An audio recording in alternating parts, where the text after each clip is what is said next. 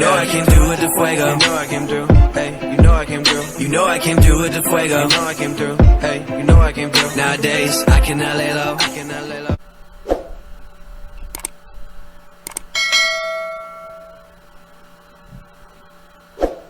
Hello class! So welcome sa ating bagong video lesson sa ating General Mathematics. So para sa video lesson na to, I will teach you about how to solve rational equations and inequalities. So para sa mga bagong makakapanood ng video na to, so welcome sa aming YouTube channel. At kung hindi pa kayo nakaka-subscribe sa ating YouTube channel, so subscribe lang kayo at hit nyo yung notification bell para lagi kayong updated sa mga bago nating lesson. So weekly yan natin na ina-update natin. Okay? So let's start. So paano ba tayo magsosolve ng rational equation? So una daw, first one, remove denominators by multiplying each term of the equation by the least common denominator. Okay. Then, step 2, simplify the expression and solve for x. And then, check for extraneous solutions or solution that is not included, meaning the values of x that would give a zero denominator. And then, number 3, check the solution in the original equation. So, let's have example natin for solving rational equation. So, for number 1, solve 2 over x minus 3 over 2x equals 1/5. So, first thing natin na gagawin is to find the LCD. So, para makuha natin yung LCD class, kunin natin yung factors ng mga denominator. So, ito yung tatlo nating denominator, x, 2x, at saka 5. So, yung factor ng x is x times 1. So, hindi ko na sulat yung 1. Then, yung 2x, ang factor niya is 2 times x. And then, yung 5 times 1. So, hindi ko na rin isusulat yung factor niya. And then, tatanggalin natin yung dodoble class na factor. So, dito, since dalawa yung x, so isang beses lang natin siyang isusulat as LCD natin. Tapos, yung 2, tapos meron din tayong factor na 5. So, yan yung factors ng LCD natin, which is kapag minultiply natin, yan ay 10x. Okay, so next natin gagawin is multiply natin yung LCD to the equation para ma-eliminate natin yung denominator. So, 2 over x minus 3 over 2x equals 1/5. So, multiply natin yung LCD natin, which is 10x. Okay.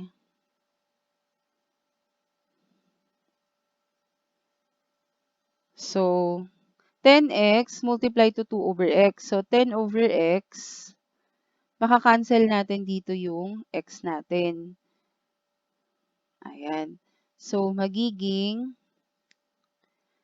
10x. So, magiging 10 na lang siya times natin dun sa denominator natin, which is 2. Then, next, dito naman tayo.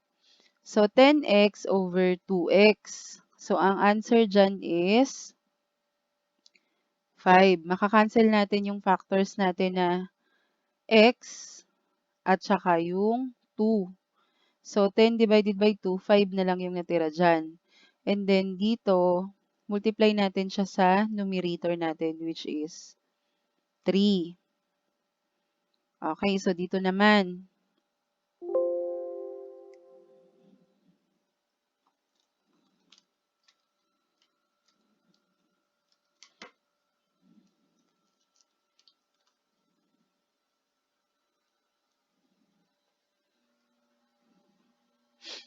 Okay, so dito naman, 10x divided by 5. 2x, makakancel natin yung 5. Okay. So, 2x, tapos times natin sa numerator natin, which is 1. Ayan. So, we have this equation now. Simplify na lang natin. So, 10 times 2, that's 20, minus 5 times 3, that's 15, times 2x times 1, so 2x. So, simplifying yung equation natin, 2x, pagpalitin lang natin yung side. 20 minus 15, that's 5. Then, divide both sides by 2. So, x equals 5 over 2. So, ito yung solution natin. Pero, we have to check to the original equation para ma-check natin kung tama ba siya. So, 2 over, dito sa original equation natin, substitute lang natin. Ayan. Ito yung original equation natin. Substitute lang natin yung value na nakuha natin.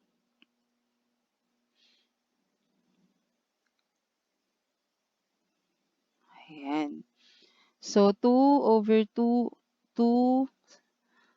over x, substitute natin yung 5 over 2.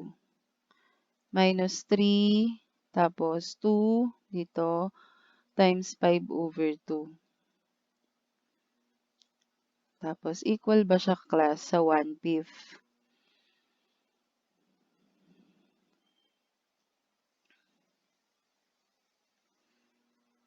Okay. So, simplifying, since ito divide class, pwede natin siyang gawing multiply. Then, reciprocal natin yung denominator.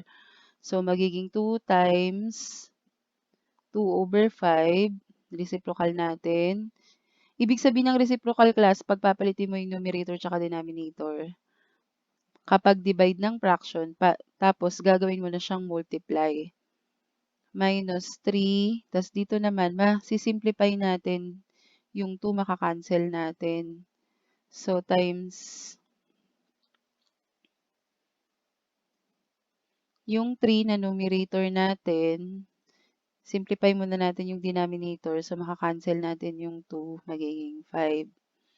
So, magiging equal ba siya kay 1/5? Kopyahin lang natin. And then, simplify na dito, 2 times 2/5. So, 4/5 minus 3/5. Ayan, equal mo siya sa 1/5. So, dito, since common yung denominator natin, minus lang natin yung numerator. So, 4 minus 3, that's 1/5. Then, dito 1/5. So, ibig sabihin, check yung answer na nakuha natin. Okay? So, ganun lang, class. So, ito naman yung example 2 natin. So, example 2, solve for x. X over x plus 2 minus 1 over x minus 2 equals 8 over x squared minus 4. So, kukunin muna natin ulit yung LCD. So, yung mga denominator natin, si x plus 2, si x minus 2, at saka si x squared minus 4. Then, kukunin uli natin yung mga factors nila. So, ang factor ng x plus 2 is x plus 2 lang. Times 1. So, yung 1, hindi ko na siya isusulat. Tapos, x minus 2 times 1 din.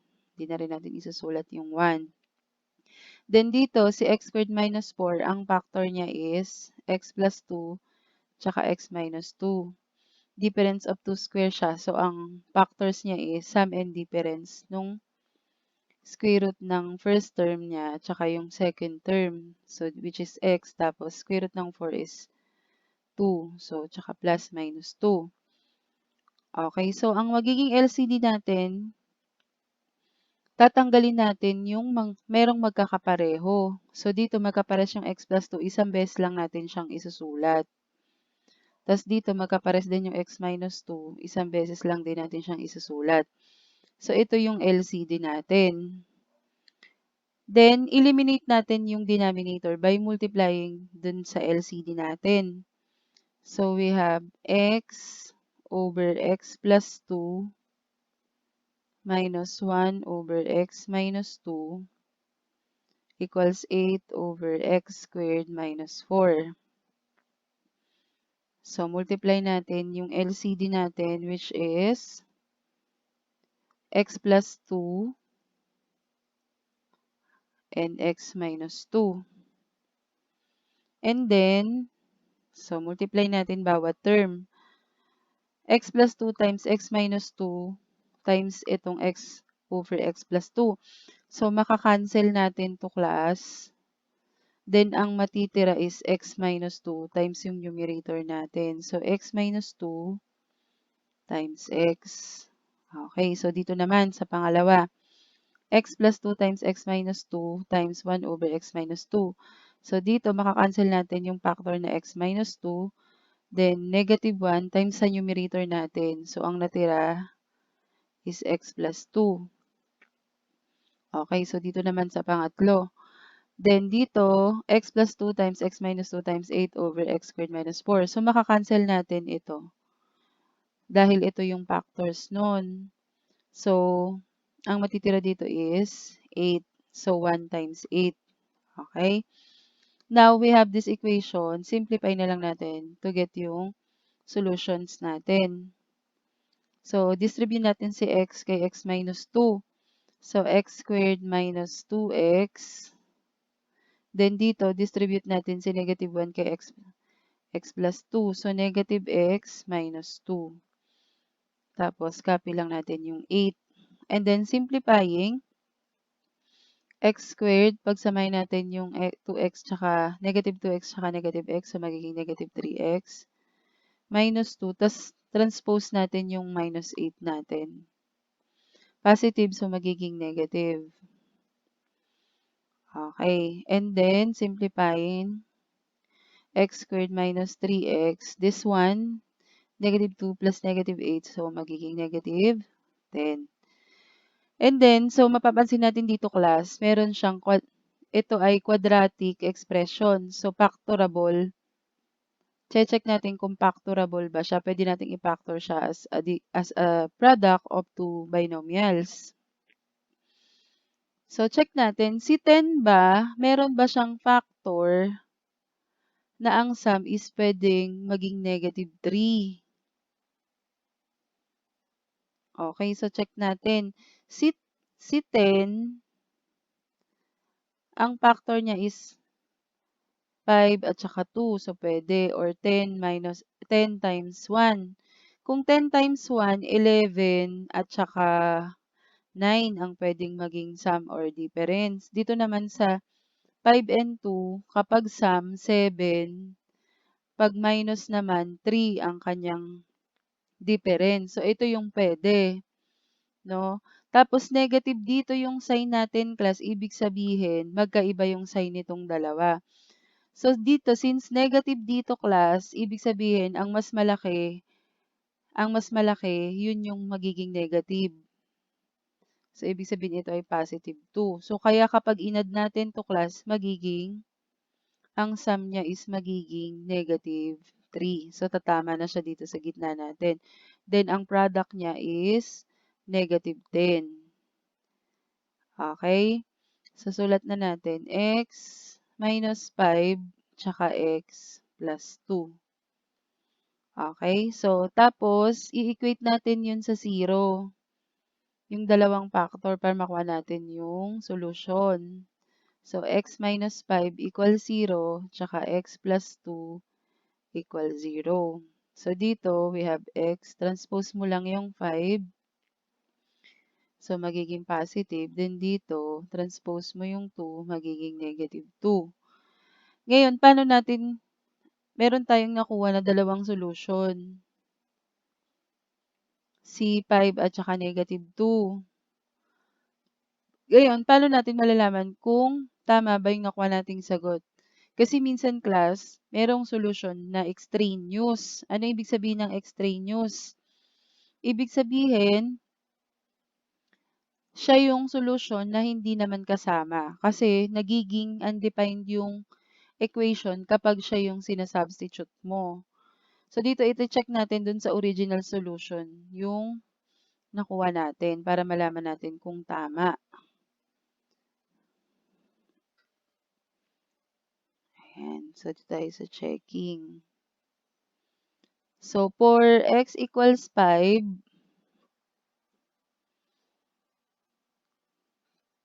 check natin siya. So, substitute natin. 5 over 5 plus 2, so 7, minus 1 over x minus 2, so 5 minus 2, so 3, equals 8, tapos 5 squared, 25, minus 4, 21, so 8 over 21 sa 5 natin. Then, simplify lang natin. So, dito, LCD is 21. So, 21 dito, write ko siya as a single fraction or ima-minus ko siya. So, 21 yung LCD kasi yun yung pinakamaliit na number. Pwede nating i-divide kay 3 at saka 7. Katulad din yung pagkuha natin ng LCD. So, 21 over 7, that is 3 times 5, so that's 15. And then 21 divided by 3, so that's 7 times negative 1, so negative 7. So, magiging equal ba siya kay 8 over 21? So, subtracting natin dito, 15 minus 7, that's 8 over 21. Okay, so ibig sabihin, true yung equation for x equals 5. So, tama yung 5 natin na solution. Okay? Tapos, dito naman kay negative 2. So, dito, kahit di na natin i-substitute class, makikita na natin agad na pag sinubstitute ko dito, yung negative 2, magiging undefined yung equation. Negative 2 plus 2, 0 yung denominator. So, ibig sabihin, negative 2 is an extraneous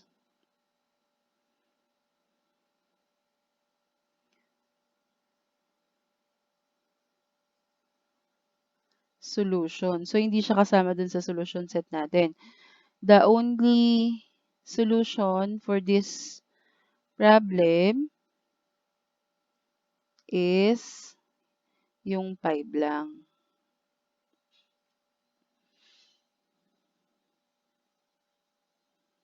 Okay?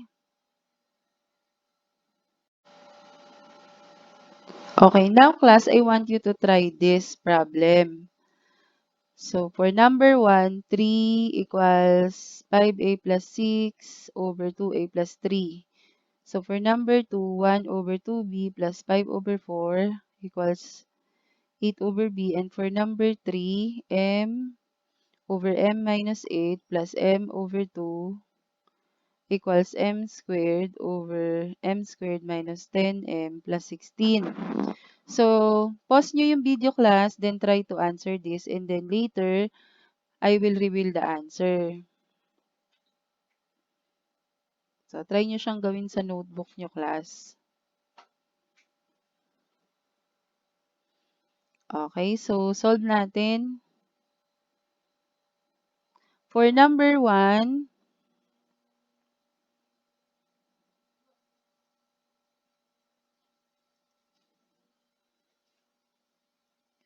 we have 3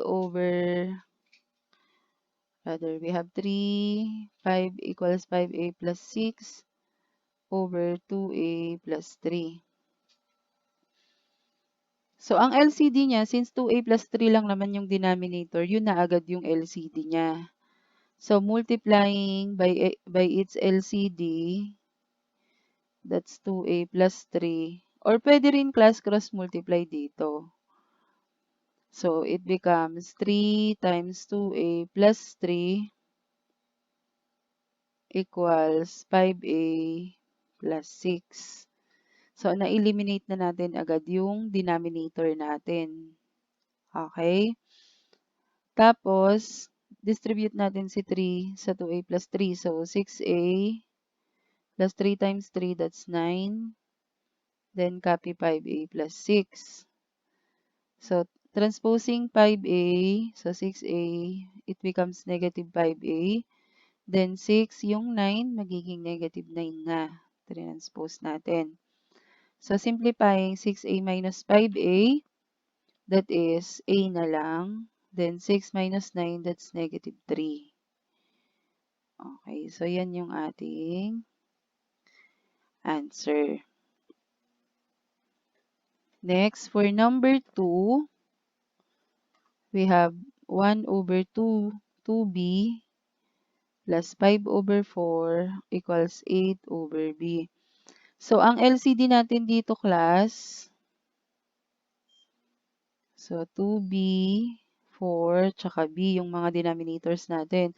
So, dito, 2 times b, tapos yung factor ng 4 natin, 2 times 2, then b. Tapos, eliminate natin yung mga merong magkapareho na factor. So, dito, meron ng 2. So, 2 na lang yung isusulat natin. And then, dito, may isa pang 2.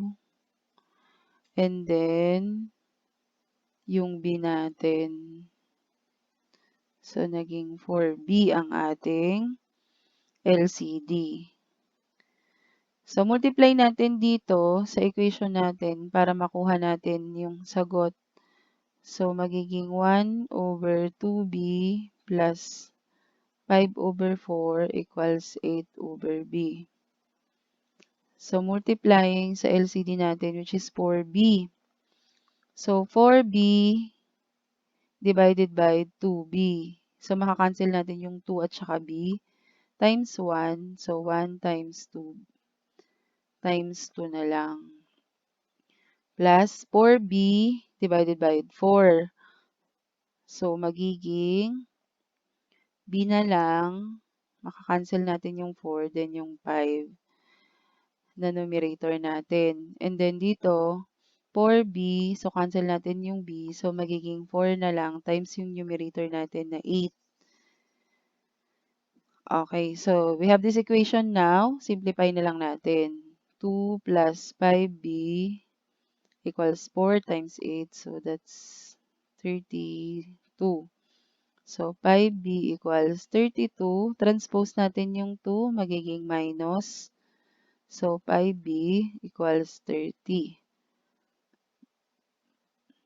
Tapos, divide natin both sides by 5. So, magiging 5. Divide both sides by 5.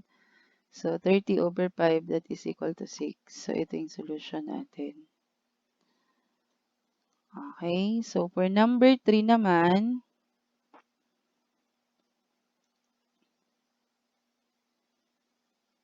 we have m times m minus, sulat natin dito, m over m minus 8,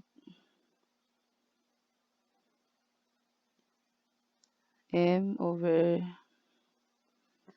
plus m over m minus 2 equals m squared over m squared minus 10m plus 16. M squared minus 10m plus 16. Ayan. So, for number 3 natin. And then, kunin muna natin yung LCD, class. Yung LCD, so yung denominators natin, m minus 8, m minus 2, at saka si m squared minus 10m plus 16. So, factors ng m minus 8, m minus 8, m minus 2. Then, ito naman factors niya. So, pag nagpa-factor tayo, class, ito kasi yung product. So, dyan tayo unang titingin. Ito naman, class, is yung sum or difference. So, lesson nyo yan nung sa junior high kayo. So, titingnan natin dito yung product natin is 16. Ano yung mga factors ng 16 na ang pwedeng maging sum or difference is 10. So, 16, pwedeng 16 times 1. Pero pag 16 times 1, ang sum niya is 17, tsaka pag minus mo siya, magiging 15. So, hindi na agad yun. So, pwede rin na 8 tsaka 2. So, pag 8 tsaka 2, ang sum niya is 10, tapos ang difference niya is 6. So, pwede dito sa 10. Okay. So, dito, since positive siya, ibig sabihin, class, pag positive dito, magkaparehas yung sign niya. Either positive na both or negative na parehong negative.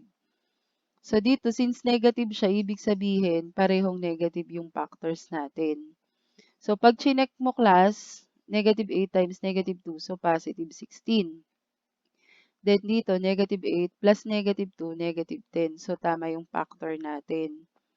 So, sulat lang natin dito, m minus 8, tsaka m minus 2. So, yun yung factor natin. And then, tanggalin natin yung mga may magkapareho. Isang beses lang natin dapat isusulat. So, dito parehas na m minus 8. Isang beses lang natin isusulat si m minus 8. Tapos, si m minus 2, isang beses lang din natin isusulat. Kahit dalawang beses pa siya dito. Okay? So, ito na yung LCD natin. Now, para ma-eliminate natin yung denominator, mumultiply lang natin to sa LCD. So, times m minus 8 times m minus 2. Okay, so, pag minultiply natin, class, so, m minus 8 times m minus 2, makancel natin si m minus 8. So, m minus 2 na lang matitira, times yung numerator na m. So, m times m minus 2 plus, ito naman sa pangalawa, m minus 8 times m minus 2, makakancel natin si m minus 2. So, matitira si m minus 8 times yung numerator natin na m. So, m times m minus 8 equals, ito naman, m minus 8 times m minus 2. Diba ito, yung factor niya is ito, m times 8 times m minus 2. So, makakancel na rin natin to. So, this become 1 na lang times yung numerator natin na m squared. So, m squared tayo dito. And then, so we have this equation now. Si-simplify na lang natin. Okay, so dito, m times m squared minus m times negative 2, negative 2m, plus m times m squared times m plus m times negative 8, so negative 8m equals m squared. So, simplifying dito, 2m squared. Tas dito, negative 10m. So, dito. Tapos, dito, m squared. So, lipat natin to, class, yung m squared. So, magiging 2m squared minus m squared, nilipat ko si m squared, minus 10m equals 0.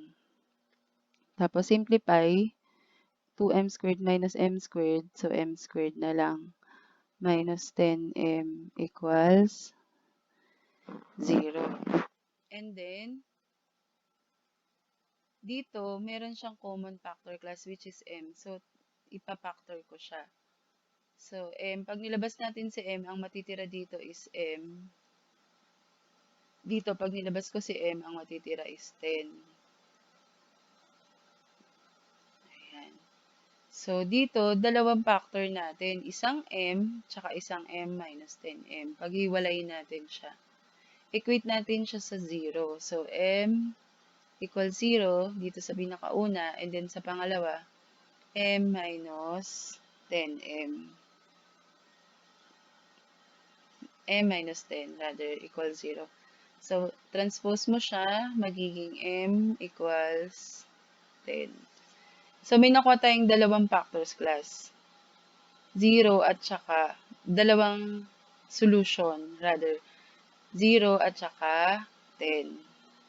So, check natin dun sa original equation kung tatama siya. Okay? Check for extraneous solution. So, ang ating equation na original is m over m minus 8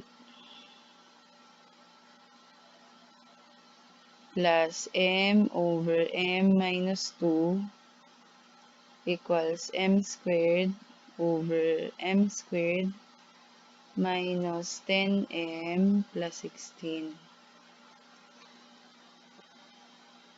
Okay. Squared. Okay. So, checking natin.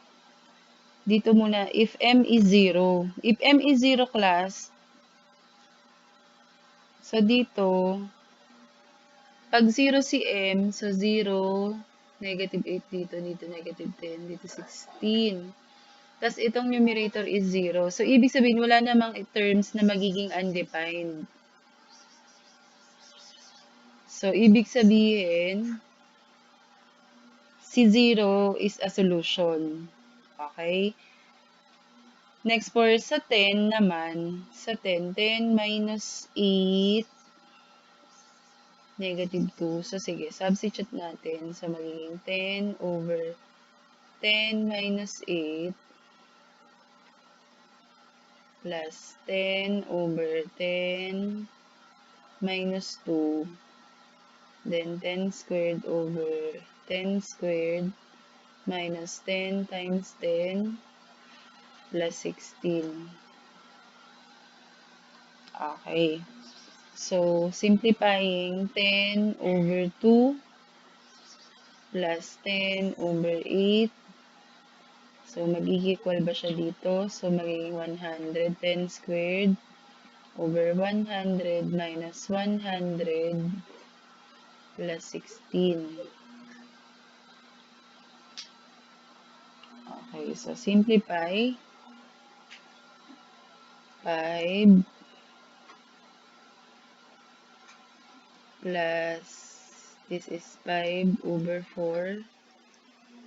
Ito naman, 100 over 16. Okay, so dito simplify. LCD is 4. 4 times 5, so that's 20. Plus 4, so magiging 5. Then dito, simplify. LCD natin, 100 over 16.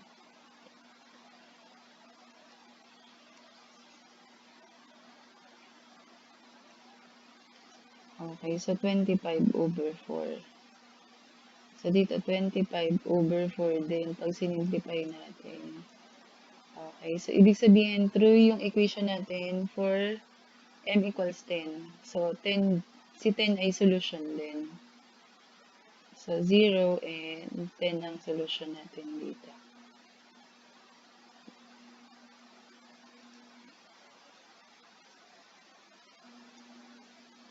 So, dito, ang solution natin ay 0 at saka si 10. Okay?